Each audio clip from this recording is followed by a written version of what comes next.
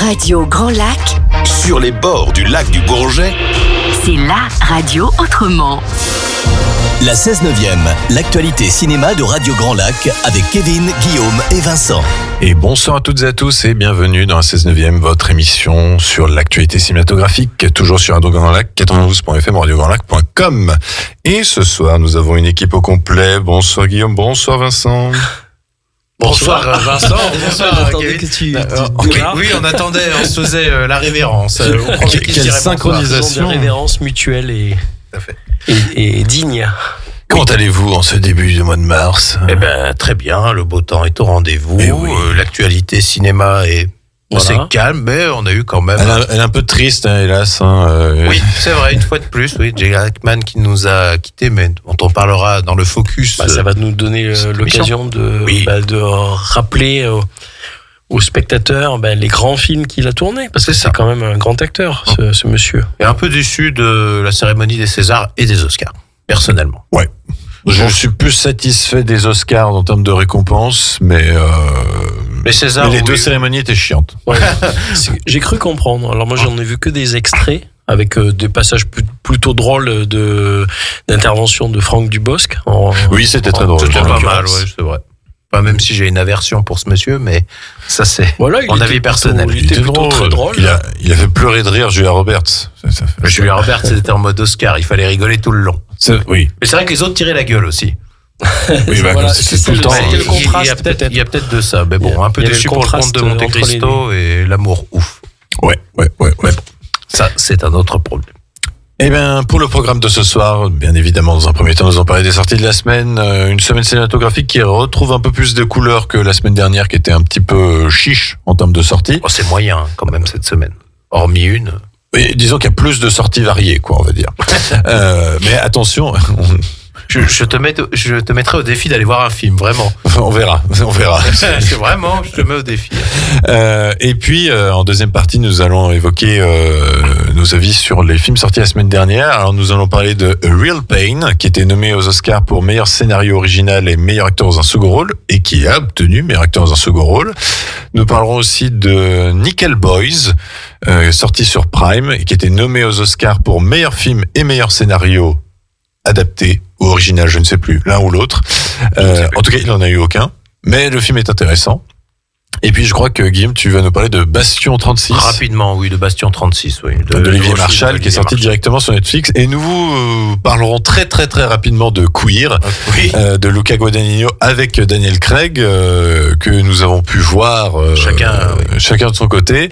Et maintenant, je pense que nous comprenons un petit peu plus pourquoi le film n'est pas dans les salles savoyardes et hautes-savoyardes. C'est franchement très très moyen, voilà. Bon, écoute, discutable. Voilà. Ça veut dire que les scènes savoyardes et hautes savoyardes ont un certain goût pour la qualité. Ils ont eu le flair. Ouais. Ou après, j'ai quand même l'impression que le film est généralement très mal distribué sur la France, donc je pense je s'y prête pas trop. Je pense que le distributeur de base a été très frileux et n'est pas allé bien loin. Enfin, voilà. Oui, je pense. Voilà. C'est Monsieur James Bond qui vire sa cutie, si j'ai bien compris. C'est ça. Tout à fait. Mais il est trash. Il est excellent dans le rôle. Oui, mais c'est un très bon acteur, par ailleurs. Franchement. C'est vrai qu'il est identifiable dans ce rôle phare qui est James Bond. Moi, j'ai eu du mal à m'en détacher, mais on en parlera. C'est difficile. Ouais, parce qu'on n'a pas eu le même ressenti, mais voilà. Et puis, en dernière partie, nous allons bien évidemment faire un focus sur Gene Hackman, qui nous a quittés la semaine dernière dans des circonstances étranges. Oui. Toujours pas élucidé, je crois pas. Non, pas ils vraiment. Ils ont même ouvert une enquête, parce qu'au début, ils voulaient pas trop. Là, carrément, ils ont dit... Alors, c'est quoi vos... on va pas théoriser là-dessus, mais en tout cas, voilà, son corps a été retrouvé aussi en compagnie du corps de son épouse. Ainsi que du chien. Et le corps du chien, voilà. Donc c'est... Alors, qui a tué qui ? On va savoir. Qui est mort en premier, voilà. C'est ça, on verra. Mais sans plus tarder, nous allons attaquer par les sorties de la semaine. Mon cher Guillaume, quelle est la plus grosse sortie de la semaine ? La plus grosse sortie, c'est Mickey 17 qui avait été reporté, qui devait déjà sortir l'année dernière, si je ne dis pas de bêtises. Ah oui, il y a 1 an de report. Oui, qui sera disponible au Ptol du Lac, au Pâté, au Victoria et à l'Astrée. Aucune excuse, vous pourrez le voir de partout. De Bong Joon-ho, avec Robert Pattinson, Naomi Aki et Steven Yeun. Pour Mickey, mourir est une habitude. Car il est un consommable engagé volontaire pour tester les dangers auxquels est soumis l'humanité. En cas de décès, il se retrouve régénéré avec la plupart de ses souvenirs. Mais que se passerait-il si Mickey 17 survivait à Mickey 18 ? On écoute un extrait.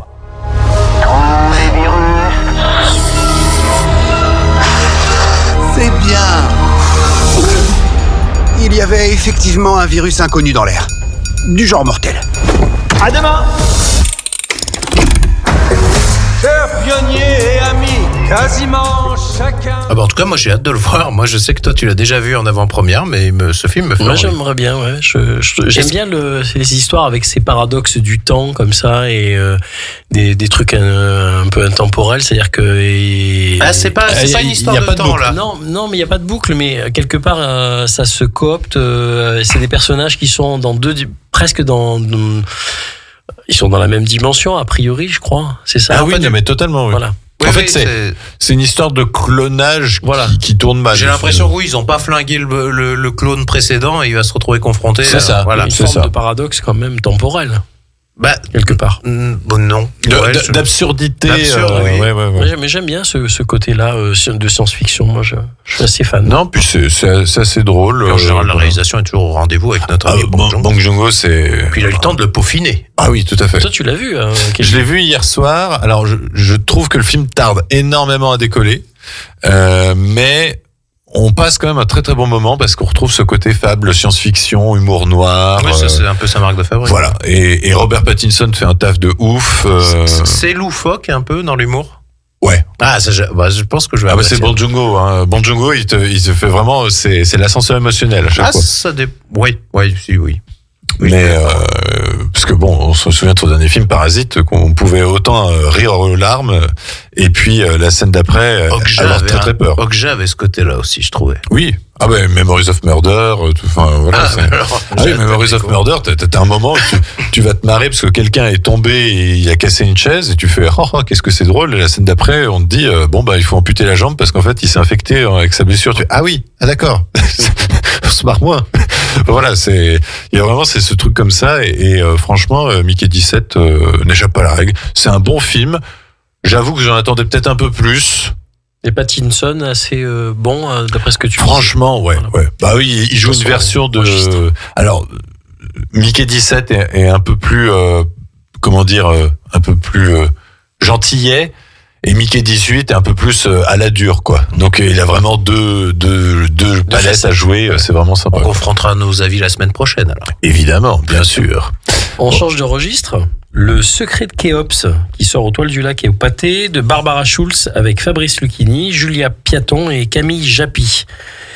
C'est l'histoire de Christian Robinson, un archéologue excentrique aux méthodes non conventionnelles, qui se lance dans une aventure parisienne pour résoudre le mystère du trésor de Khéops. Il embarque avec lui, malgré eux, sa fille Isis et son petit-fils Julien. Cette quête devient aussi l'histoire de leur réconciliation. On écoute un extrait. C'est Khéops. C'est la fourmi. C'est la marque de Dominique Vivant de nom. Et j'ai la preuve que le trésor de Khéops a été déplacé vers la France, à Paris, pendant la campagne d'Égypte de Bonaparte. Ah, j'ai là. Voilà. Aventure. Je te mets au défi d'aller le voir, celui-là, tu vois. Vraiment, celui-là, il a l'air moisi au possible, ce film. Moi, j'adore Lucchini. Alors, j'avoue que je suis un peu, je suis pas du tout objectif. Non, mais j'avoue que, en fait, c'est le côté film d'aventure à Paris qui me Ah, mais ça dépasse le cadre parisien. Le retour de... Ah non, il bouge pas de Paris. Ah, c'est Belphégor. Il y a des extraits où on les voit aux pyramides quand même. Ouais, mais c'est 2 secondes de début. Hein. Après, c'est qu'à Paris. En fait, justement, c'est le contre-pied. Les 3 fameuses pyramides, Mykérinos, Képhren et Khéops. C'est Belphégor 2, en fait. Oh là là, ne réveille pas de mauvais souvenirs, mais en tout cas, je sais pas. La réalisatrice dit que c'est un mélange entre Indiana Jones et Da Vinci Code.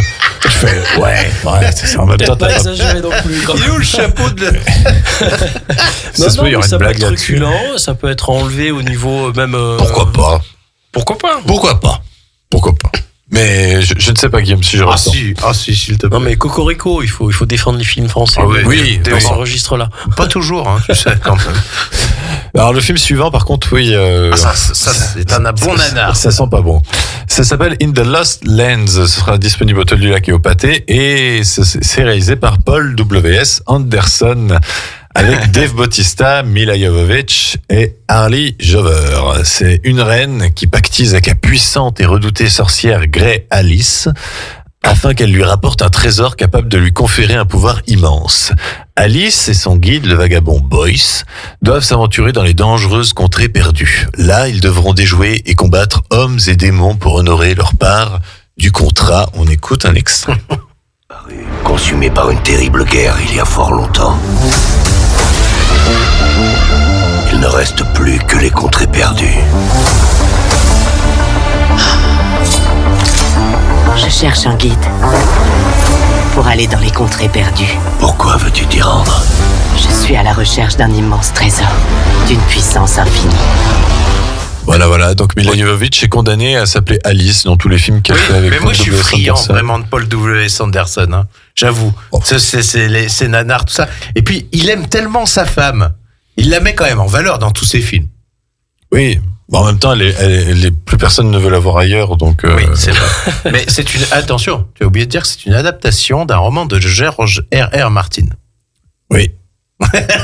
Oui.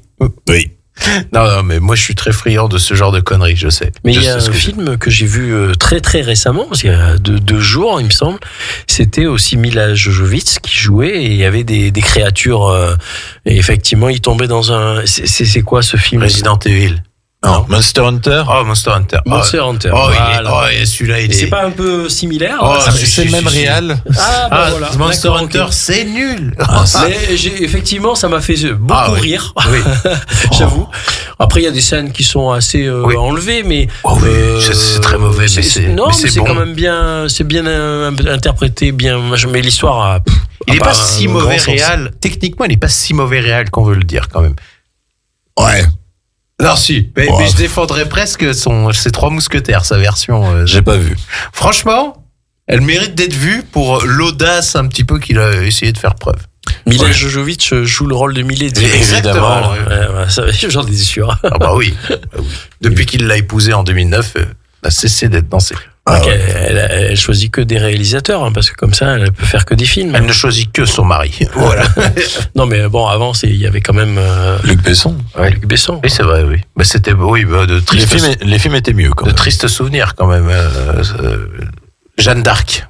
Ouais. Il y avait Jeanne d'Arc, il y avait le 5e élément, il y avait. Bon, là, c'était pas mal. Mais elle disait pas grand-chose. N'oublions pas, quand même, dans le 5e élément. C'était particulier, mais bon. C'est vrai que c'est sans doute son meilleur rôle.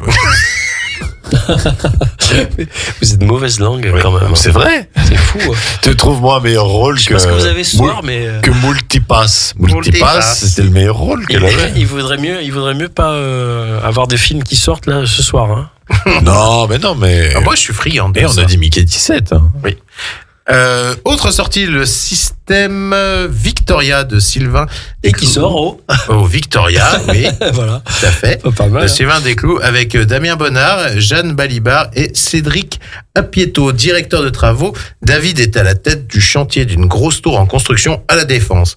Retard insurmontable, pression incessante et surmenage des équipes, il ne vit que dans l'urgence. Lorsqu'il croise le chemin de Victoria, ambitieuse DRH d'une multinationale, il est immédiatement séduit par son audace et sa liberté. Entre relations passionnelles et enjeux professionnels, David va se retrouver pris au piège d'un système qui le dépasse. Et on écoute un extrait.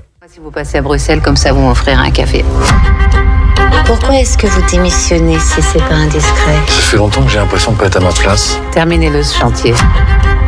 Tout le monde saura que c'est grâce à vous. Si je lâche, vous êtes dans la merde dans la minute qui suit. Tu veux une augmentation? Non. Du respect. Je trouve. Voilà. Ça a l'air triste, gris. Ça a l'air mort, quoi. Il y a une intrigue quand même de manipulation, apparemment, de choses comme ça. D'accord. Le réalisateur avait fait De Grandes Espérances, qui était un thriller français avec Benjamin Laverne et Rebecca Marder, qui avait un début très nanar, mais après était très très intéressant, où finalement 2 ex devaient se confronter à des secrets cachés et peut-être mettre à mal leur carrière politique. Enfin voilà, il y avait quelque chose qui était pas trop mal. Là, je ne sais pas. Peut-être que c'est juste le contexte qui m'intéresse moins, mais pourquoi pas. Autre sortie dans la cuisine des Nguyen qui sort au Victoria de Stéphane Lee Kuong avec Clotilde Chevalier, Camille Japy et Léana Shea. Camille Japy qui joue aussi dans Le Secret de Khéops. Ouais. C'est l'histoire de Yvonne Nguyen, jeune femme d'origine vietnamienne évidemment, rêve d'une carrière dans la comédie musicale aux grandes dames de sa mère qui préférerait la voir reprendre son restaurant en banlieue. L'intimité de la cuisine, entre plats familiaux et recettes traditionnelles, leur permettra-t-elle enfin de communiquer, se comprendre et s'accepter ?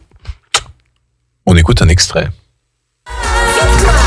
Bravo tout le monde, hein. Et on a fait 6 €. 6 €? Ouais.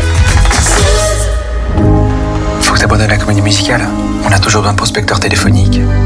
Mais qu'est-ce que tu fais? Je dois avancer. Coucou maman. Congai, qu'est-ce que tu fais ici?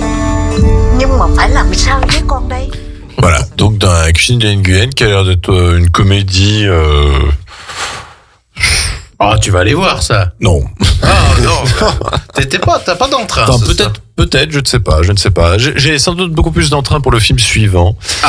Black Dog, qui sortira au Victoria et à l'Astrée, qui est réalisé par Hu Guan avec Lia Tong, Eddie Peng et Jia Zhangke. Si t'y vas pas, là, je comprends pas. C'est le prix Un certain regard du dernier festival de Cannes. L'histoire de Lang qui revient dans sa ville natale aux portes du désert de Gobi. Alors qu'il travaille pour la patrouille locale chargée de débarrasser la ville des chiens errants, il se lie d'amitié avec l'un d'entre eux. Une rencontre qui va marquer un nouveau départ pour ces deux âmes solitaires. Voilà, ça me botte bien. L'affiche a l'air sympa. Tu confirmes, t'as regardé l'affiche, c'est ça? Je regarde l'affiche. Non, mais c'est bien. C'est bien ce genre de film. Pas de problème. Je vous en parlerai la semaine prochaine. Et du côté de nos amis cinéphilex, il y a tout un cycle cette semaine. C'est le cycle de Max Ophuls avec 2 films. Madame 2, qui est un film de 1953, réalisé donc par Max Ophuls avec Charles Boyer, Daniel Darieux et Vittorio De Sica. L'histoire pour régler ses dettes, Madame 2 vend à un bijoutier des boucles d'oreilles que son mari, le général 2, lui a offertes et feint de les avoir perdues. Le général, prévenu par le bijoutier, les rachète et les offre à une maîtresse qui les revend aussitôt. Le baron Donati les acquiert, puis il s'éprend de Madame 2 et en gage de son amour lui offre les fameuses boucles d'oreilles. Le parcours de ce bijou aura des conséquences dramatiques. Le film sera donc disponible au Victoria. Donc mercredi, vendredi, dimanche et mardi. Et à noter, mercredi, la présence de Olivier Ronat, critique de cinéma, pour présenter le film. Le second film de Max Ophuls qui sera présent au Victoria cette semaine, les vendredis, dimanches et mardis, c'est Le Plaisir, un film de 1952 avec Claude Dauphin, Gaby Morlet et Madeleine Renaud. C'est l'adaptation de 3 des nouvelles de Maupassant avec Le Masque, La Maison Tellier et Le Modèle. Donc voilà un bon petit programme pour redécouvrir ce réalisateur qui a marqué tout particulièrement les années 50, mais aussi les années 40, si je ne me trompe pas. Vincent, tu ne me contrediras pas. Il me semble. Je ne suis pas un grand spécialiste, mais bon, Max Ophuls, c'est une référence dans le monde cinématographique, bien entendu. Oui. Et puis du côté de nos amis l'association 4A, nous rappelons que est toujours prévu le vendredi 28 mars au cinéma Victoria la soirée du film court. C'est toujours entrée gratuite, c'est à 20h et c'est donc la présentation de 15 courts-métrages qui mêlent à la fois fiction, animation, documentaire, dont beaucoup de sujets que soit, comme par exemple la rénovation du théâtre. Donc voilà, je vous rappelle, le vendredi 28 mars, entrée gratuite au cinéma Victoria à 20h, la soirée du film court, et nous aurons le plaisir d'accueillir l'association 4A le mardi 25 pour nous parler de cette soirée, puis pour nous parler évidemment de l'association. Il y aura peut-être du champagne ce soir-là. On va savoir. Oui, et nous serons ravis. Voilà. Et donc pour marquer notre première pause musicale avant de donner nos avis sur les films sortis la semaine dernière, et puisque Robert Pattinson est présent dans un nouveau film, on va s'écouter la bande originale de sans doute son pire film. C'est Twilight chapitre 4, Révélation partie 1. Comment remplir 2 heures avec rien. C'est une leçon de cinéma, sincèrement. Mais La chanson principale du film était très très bonne et reste encore un hit à l'heure actuelle. C'était A Thousand Years, chanté par Christina Perri. On se retrouve tout de suite après. Vous êtes sur Radio Grand Lac, la radio pour tous. La 16/9e, l'actualité cinéma de Radio Grand Lac avec Kevin, Guillaume et Vincent. Et rebonsoir à toutes et à tous et bienvenue dans la 16/9e, votre émission sur l'actualité cinématographique, toujours sur Radio Grand Lac, 92.fm, radiograndlac.com. Et nous sommes toujours en compagnie de Guillaume et Vincent. Rebonsoir. Rebonsoir. Et après avoir présenté les sorties de la semaine, il est désormais temps de donner nos avis sur les sorties de la semaine dernière. Mais avant cela, quel film nous avions déjà préalablement conseillé, mon cher Guillaume ? Nous avions conseillé En fanfare, le film avec Benjamin Laverne qui n'est reparti avec aucune récompense, si je ne dis pas de bêtises. Et c'est un peu normal. C'est un peu normal. Mais c'est un bon film, mais pas un grand film. Ce sera pour la prochaine fois, Benjamin. Oui, bref, est toujours disponible Sonic 3, Un ours dans le Jura, le film 2, et avec Franck Dubosc, Un parfait inconnu de James Mangold avec Timothée Chalamet. Reparti aussi bredouille. Bredouille, oui. Aussi normal, j'ai envie de dire. Enfin, Timothée Chalamet aurait pu avoir le prix. Moi, je pense qu'il avait ses chances. Hein. C'est vrai. Le film d'animation Paddington au Pérou, le film Le Brutaliste. Ouais, non, parce que ce titre m'inspire vraiment un nanar des années 80, mais je l'ai vu.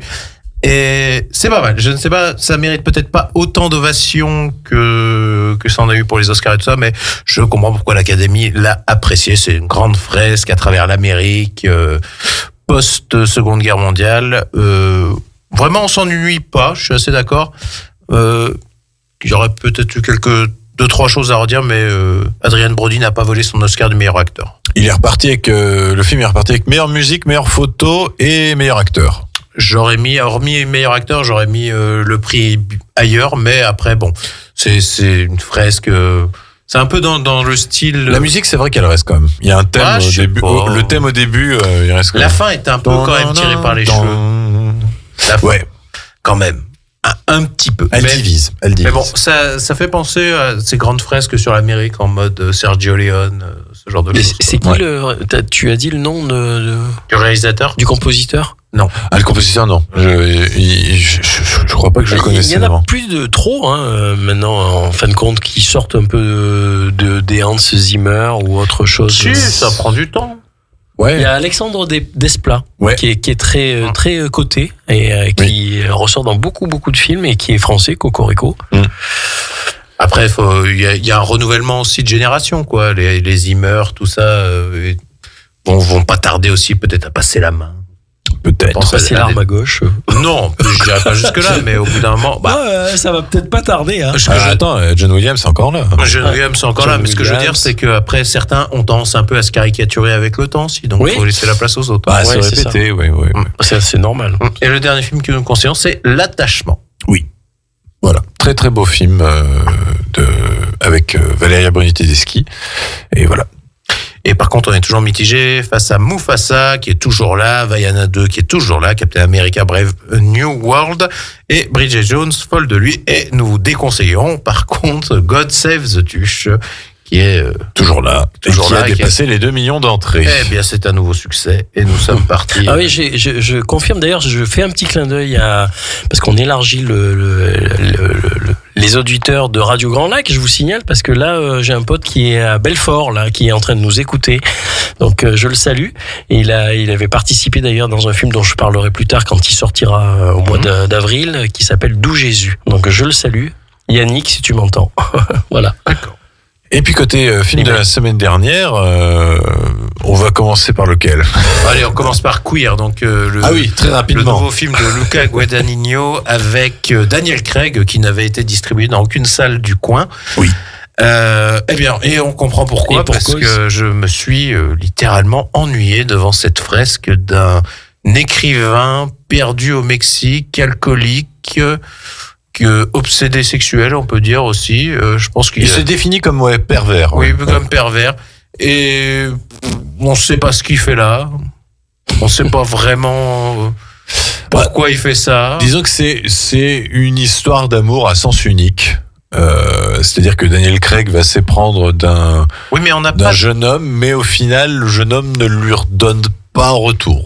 On ne le connaît pas au final, ce personnage. Ça fait penser au Cercle d'Or avec comment il s'appelle un ancien acteur.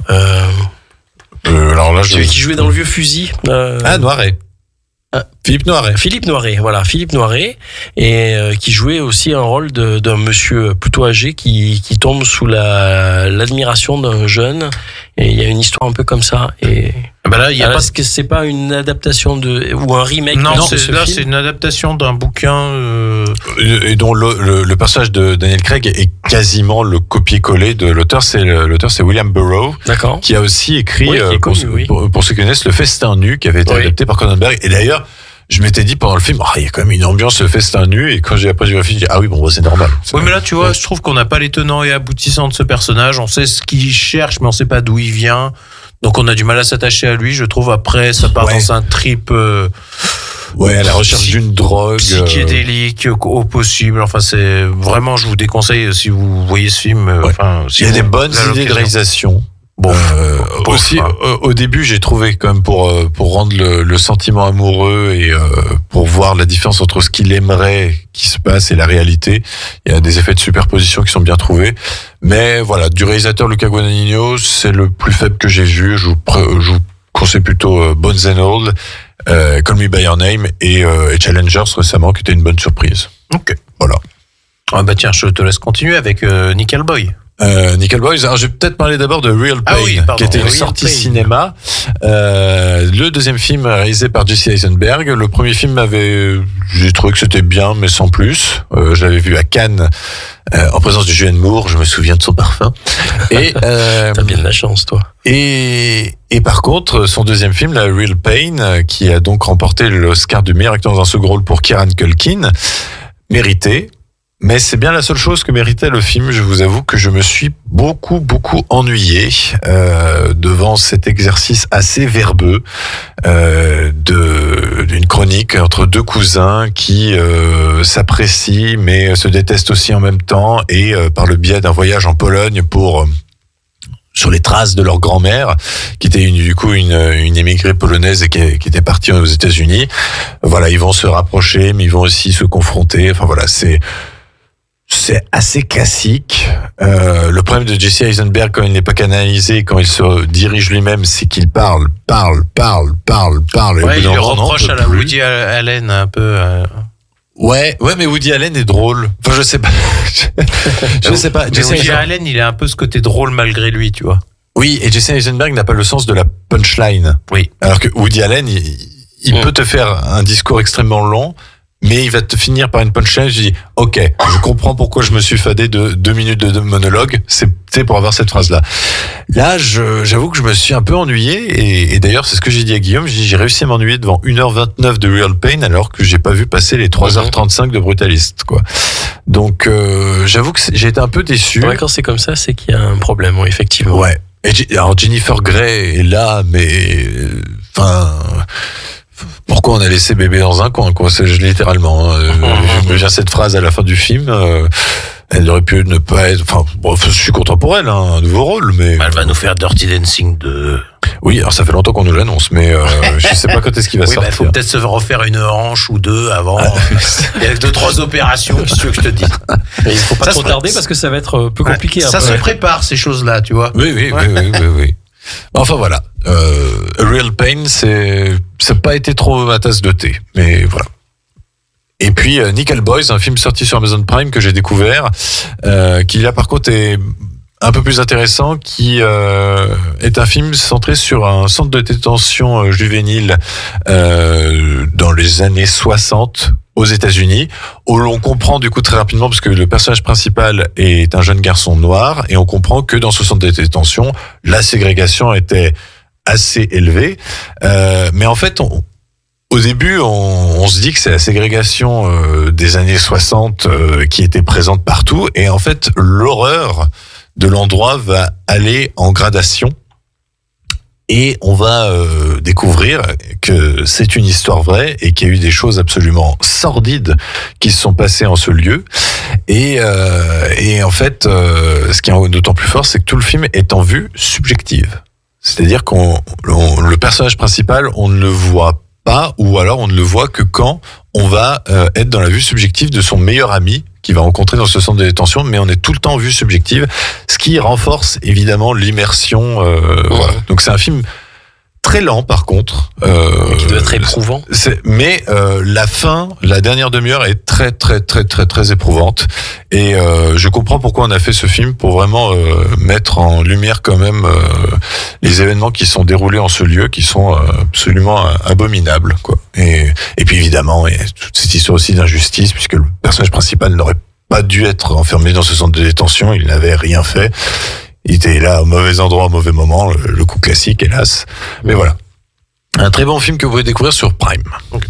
Eh ben, moi, c'est pas un très bon film que vous pouvez découvrir, sur Netflix. C'est Bastion 36, le nouveau polar de Olivier Marchal, avec notamment Victor Belmondo et Yvan Attal. Alors, c'est une histoire d'un jeune flic qui se retrouve, par son comportement, qui se retrouve, on va dire, dégradé, enfin, muté à la BAC. Je vais dire que ça a été une déception, parce que d'habitude j'aime plutôt bien Olivier Marchal. Enfin, ça fait quand même quelques films, notamment Bronx, que j'avais pas apprécié. Pour moi, c'est inutilement, oui, compliqué. Il y a 2-3 scènes d'action correctes, mais je trouve qu'on n'y trouve pas vraiment son compte. On s'ennuie beaucoup, c'est très long, c'est gris, c'est plat. Enfin, la manière de parler, tout le monde est dépressif à chaque fois. Enfin, voilà, on est vraiment, je trouve qu'en fait, on est dans le cliché du polar qui nous fait depuis 20 ans, quoi. Ouais, c'est ça. Et on est dans la répétition. Les flics sont des pourris. L'administration sont des pourris. Les flics font ce qu'ils, mais font ce qu'ils peuvent. Mais pour moi, c'est vu et revu. Et malheureusement, Victor Belmondo, alors lui, en fait, il fait café. Je trouve, en tant qu'acteur. Il fait que le café, on aurait aimé qu'il fasse l'acteur. Le problème, c'est qu'il a un nom connu, il a une gueule qui ressemble un petit peu à celle de Papy. Oui. Donc malheureusement, en fait, quand on le voit, fait pas tout. Non, mais le problème, c'est quand on le voit, il joue pas trop mal, mais on le voit et on se dit, c'est pas Belmondo quand même. Enfin, il aurait peut-être mieux fait de choisir un autre nom, peut-être, que celui de Belmondo, parce que malheureusement pour lui, ça le dessert. Malheureusement, on va l'identifier malgré lui à ça, à son grand-père, quoi. Oui, et donc ça le dessert, même si il fait une prestation correcte. Je trouve ce film, j'ai trouvé plus mauvais que Bronx, qui était disponible sur Netflix. Je vous invite vraiment à revoir plutôt 36 quai des Orfèvres. MR73, je trouve que c'est le meilleur film d'Olivier Marchal, ou alors Les Lyonnais. Mais Les Lyonnais, oui, c'était bien. J'avais bien aimé. Moi, c'est le 36 quai des Orfèvres était pas mal. La trilogie sacrée, oui, ce que je dis, 36 quai des Orfèvres, MR73 ou Les Lyonnais. Pardon, oui. Mais celui-ci à éviter vraiment. Puis en plus, il y a une scène de poursuite au début avec Bandy aussi. Oui, avec Anconina. Mais au début, il y a une scène de poursuite vraiment avec une pluie numérique qui se voit à 10 km. Ça m'a sorti du film. Mais l'eau, ça coûte cher. Oui, mais alors je sais pas ce qu'il y a eu, mais Olivier Marchal, un peu l'ombre de lui-même, je trouve. Bon. Et puis du côté de nos conseils télé, Vincent, du coup. Alors moi, je vais essayer d'aller très très vite. Je me suis dit, je vais pas le faire, mais si, je vais faire mon Eddie Mitchell avec la dernière séance, parce qu'il y a une soirée western vendredi 7 mars sur FR3, donc à 21h05 vous avez, alors je vais pas m'étendre là-dessus parce qu'on en a tellement parlé, oui. Et pour quelques dollars de plus de Sergio Leone, un film de 1965 avec des acteurs mythiques comme Lee Van Cleef, Clint Eastwood évidemment, Gian Maria Volonte, Klaus Kinski aussi, et donc qui fait partie de la fameuse trilogie du dollar.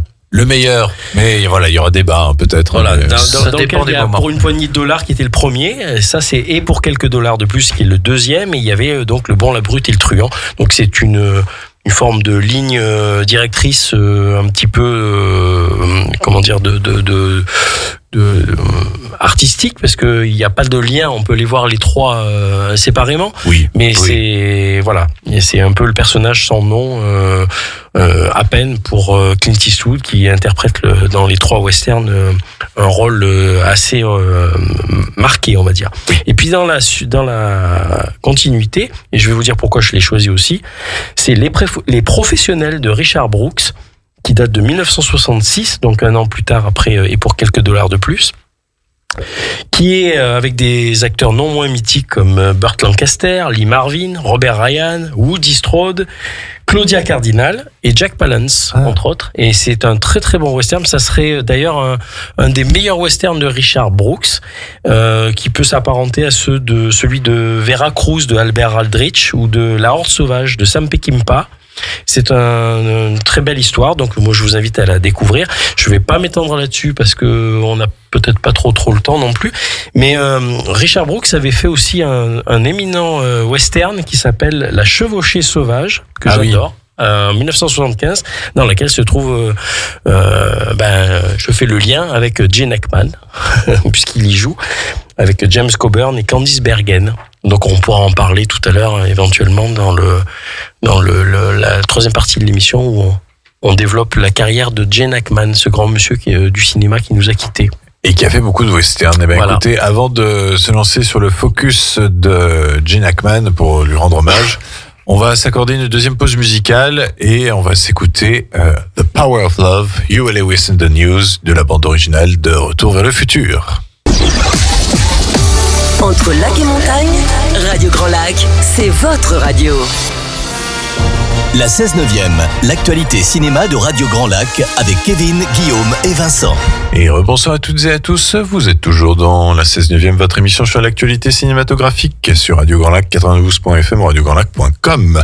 Bonsoir Guillaume, bonsoir Vincent. Bonsoir. Et à tous nos auditeurs qui nous écoutent jusqu'à Belfort. Jusqu'à Belfort. Et là, du coup, pour le focus de cette semaine, changement de programme de dernière minute, nous rendons bien évidemment hommage à Gene Hackman qui nous a quittés la semaine dernière dans des circonstances étranges dont nous ne reviendrons pas puisque parce qu'on n'en sait rien. Le mystère n'est toujours pas levé. Voilà. Et Gene Hackman, on souhaitait quand même rendre hommage à ce grand acteur dont je n'avais pas remarqué finalement qu'il avait pris sa retraite tôt, c'est-à-dire en 2004. Et qu'il a percé tard au final. Et qu'il a percé tard. Il a presque 40 ans. Ouais. Mais on va en parler justement puisque... C'est dense, hein, ça... Ah oui. Par contre, après, il la donne une fois qu'il est lancé. Après, il y a quand même pas mal de films, je me suis rendu compte que même certains, je n'en avais pas entendu forcément parler. C'est vrai. Ouais. Mais il a acquis une dimension, peut-être physiquement aussi, avec l'âge, sur ça, pas mal de rôles, quoi. Oui, puis il y a beaucoup de rediffusions et tout ça qui ont fait la légende, puisque Gene Hackman, il est né Eugene Allen Hackman en 30 janvier 1930 en Californie. Il a vite quitté le foyer familial à 16 ans pour devenir marine. Il a participé à plusieurs opérations, dont une opération en Chine en 1951. Et puis ensuite, il arrête, il quitte l'armée, il se lance dans le journalisme, ça lui plaît pas trop. Et au bout d'une trentaine d'années, il se dit, tiens, si je devenais acteur. Et pendant ses études d'acteur, il va rencontrer plusieurs...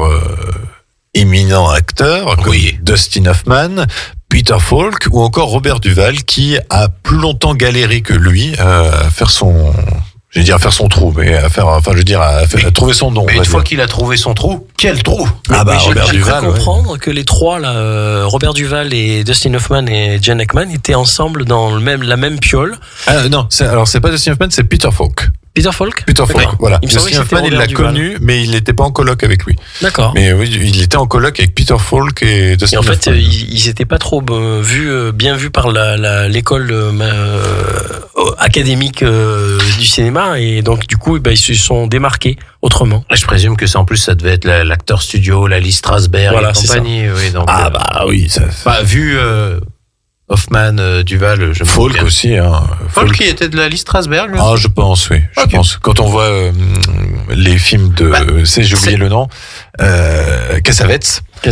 Oui. Mais de toute façon, c'est le moment où le nouvel Hollywood explose, l'acteur studio, le machin, enfin, toute cette génération-là. Et donc pendant près de 10 ans, donc pendant quasiment toutes les années 60, il va vivre de petits rôles dans des séries comme Les Envahisseurs, ou même dans du comédie musicale à Broadway, par exemple. Mais il va aussi faire des petites apparitions dans des grands films comme Bonnie and Clyde en 1967. Que Bonnie and Clyde, alors j'avoue que j'adore. Moi je l'ai vu, m'était un peu ennuyé. J'avais pas forcément apprécié. Il faudrait que je le revoie. Warren Beatty et Faye Dunaway dans le rôle titre et principal.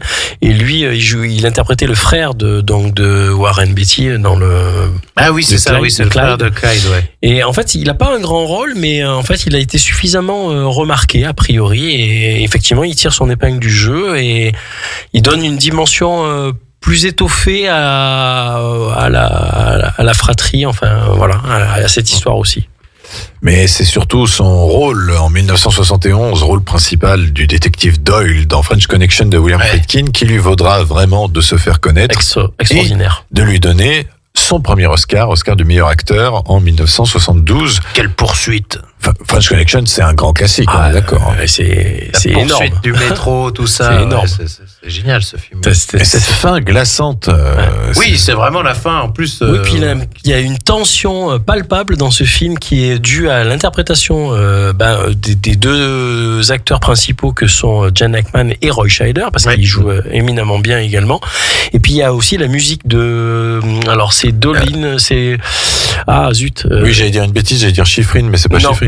Mais ça ressemble un peu à Schifrin. Mais c'est un trompettiste de jazz, d'après ce que j'ai vu. Et effectivement, la musique donne une tension. Et puis cette caméra qui est un peu bougée, qui est un peu par Friedkin, qui donne une tension incroyable dans toutes les scènes, et de poursuite et de filature de ces flics qui veulent démanteler la French Connection.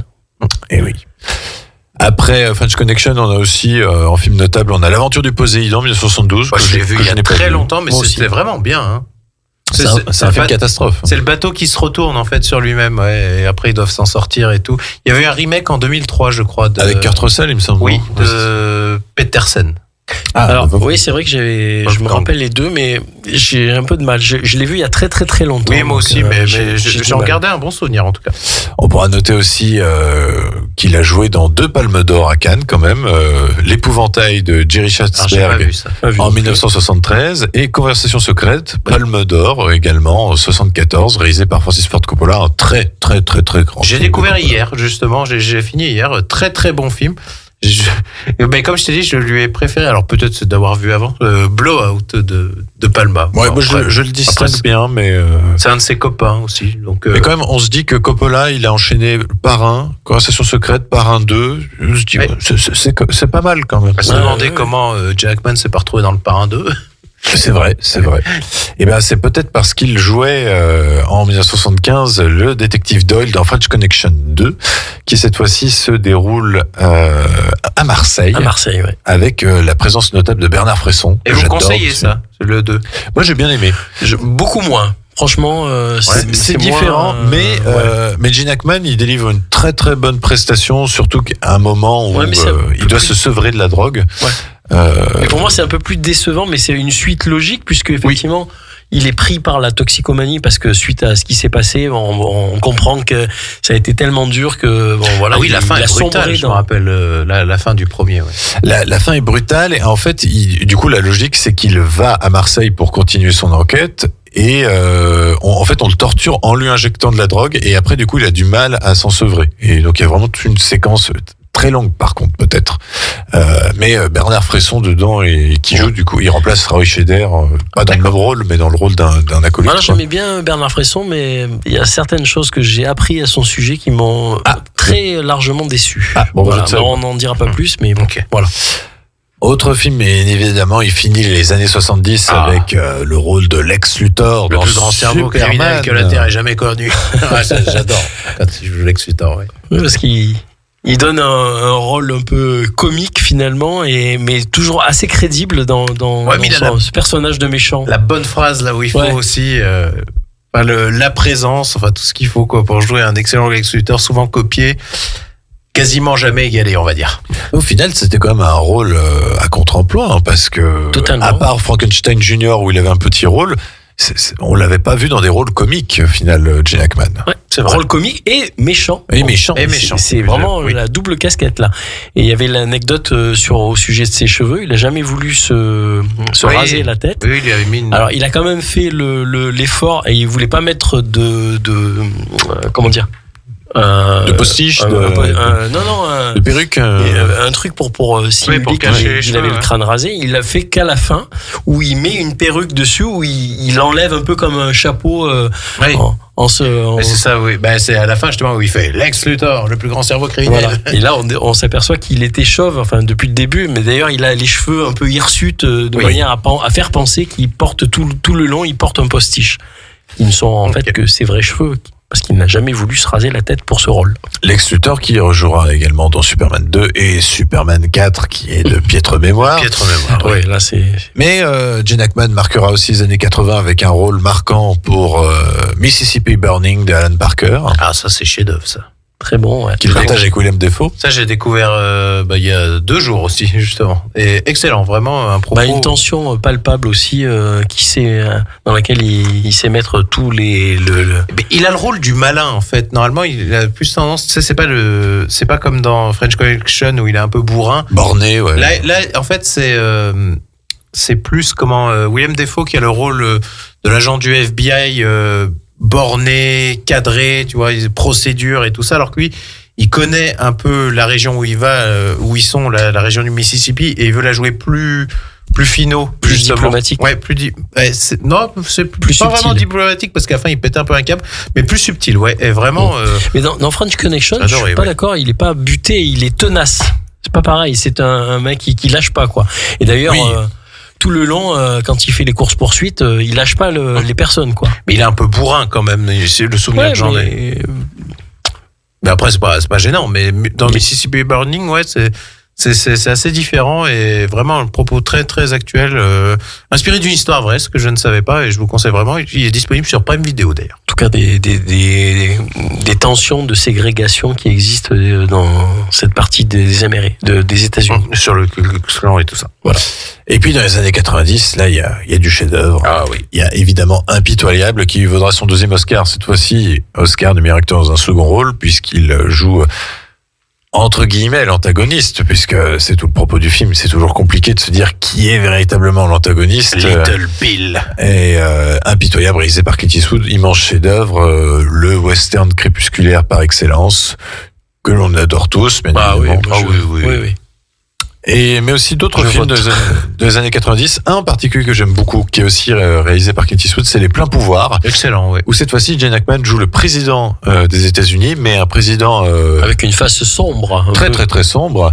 Et essaie d'enfouir sous le tapis certaines affaires. Ouais. Voilà, une affaire de meurtre que le personnage de Clint Eastwood a pu assister en tant que témoin. Le problème, c'est que il a vu cette affaire de meurtre parce qu'il était lui-même en train de cambrioler cette maison. Oui. Et sans savoir que c'était celle de la garçonnière plutôt, je crois, du président. C'est chez l'amante de Gene Hackman, si je dis pas de bêtises. Oui, c'est ça. Mais voilà, un très très très grand thriller. Mais à noter aussi la participation de Gene Hackman dans les années 90 dans des bons films comme La Firme, mais aussi USS Alabama, je suis en train de découvrir. Extraordinaire face à Denzel Washington. J'ai pas fini encore, mais très bon affrontement entre Denzel Washington et alors l'histoire veut qu'ils se soient pas entendus du tout, et alors c'est pas vrai. En fait, ils étaient ils ont voulu rester vraiment dans leur coin pour pouvoir travailler leur rôle, en fait, pour authentifier cette tension et ce conflit qui existait entre eux deux dans le film pour l'histoire. Et à un moment donné, Gene Hackman donne un coup à Denzel Washington qui était dans le cadre de l'histoire, mais il lui fait un peu plus mal que prévu, mais bon, c'est pas volontaire, hein, c'est vraiment dans et apparemment donc il y a eu une polémique comme ça, mais pas du tout, en fait. Il semblerait que ça soit le jeu même des acteurs un peu poussé autant pour l'un que pour l'autre qui a valu ça. C'était un formidable film de tension avec des notes théâtrales. C'est un très bon film de sous-marin, et par ailleurs Gene Hackman a tellement apprécié cette performance, cette prestation, ce film réalisé par Tony Scott, qu'il est revenu devant la caméra de Tony Scott pour Ennemi d'État, cette fois-ci avec Will Smith. Alors, Ennemi d'État, ça faisait référence à Conversation secrète, effectivement. Ouais, exact. Quasiment, le même rôle. Voilà. Dans la comédie, il y a Get Shorty aussi, moi que j'apprécie beaucoup. Get Shorty avec John Travolta, il y a René Rousseau aussi qui est dedans. Enfin, lui, c'est un producteur raté qui va tomber sur un coup. Enfin bon, bref. Je vous le conseille vraiment, c'est un film très drôle. Puis il y a le remake de La Cage aux Folles aussi, Birdcage. J'ai pas vu celui-là. Avec Robin Williams. On n'a pas parlé juste des extraits, moi. On n'a pas parlé de Mort au vif aussi, de Sam Raimi, où il joue le même rôle qu'il faisait chez Clint Eastwood. Voilà, un peu plus caricatural, on va dire. Un petit peu, oui. À noter aussi sa prestation dans Wyatt Earp. C'est vrai. Enfin voilà, il a enchaîné quelques westerns quand même. Et puis dans les années 2000, il est un peu moins présent, mais est quand même à noter dans les films comme Le Mexicain de Gore Verbinski, La Famille Tenenbaum de Wes Anderson. Et puis à l'âge de 74 ans, 2004, il annonce mettre fin à sa carrière. Il a failli revenir pour être le narrateur dans Le Loup de Wall Street, mais finalement n'est jamais revenu. Donc voilà, il a pris sa retraite assez tôt, quasiment en même temps qu'un certain Sean Connery, j'ai envie de dire, au début des années 2000. Et tu sais, certain Nicholson n'était pas très loin. Pas très loin, 4 ans après. 4 ans après, Nicholson a mis fin à sa carrière aussi, ouais. C'est vrai. Parce qu'il a fait, Les Infiltrés, puis le film avec... comment il s'appelait avec Morgan Freeman, où ils ont tous les deux le cancer, là. C'est vrai que le dernier film de Nicholson, c'est la comédie romantique avec Reese Witherspoon, là, Comment savoir, qui est sorti en 2010. Non, on veut pas savoir ça. Voilà, il pourrait faire un dernier film histoire de finir bien. Enfin, je sais pas. Il y avait En territoire ennemi aussi, il jouait le rôle avec Owen Wilson. J'ai bien aimé celui-là. Il est sympa à voir, hein, vraiment. Avec un rôle de contre-emploi pour l'acteur principal, Owen Wilson. Ouais. À l'heure actuelle, oui, c'est un contre-emploi, mais à l'époque, il était pas très connu, donc c'était pas. Mais c'est surtout qu'il était beaucoup plus connu pour faire des comédies, des choses comme ça. Là, c'est vraiment un film d'action et j'ai bien aimé, c'est une fuite à travers. C'est pendant la guerre de... Non, c'est une intervention d'un pilote américain qui se retrouve finalement shooté par... mais après il doit fuir justement l'armée serbe ou je ne sais quoi. Dans un pays slave, on va dire. Et donc il se crache et puis donc ils essayent de le récupérer, mais les tensions politiques internationales font que c'est pas possible. Et il est obligé de fuir. Voilà, Gene Hackman prend sur lui pour aller quand même le récupérer avec un commando.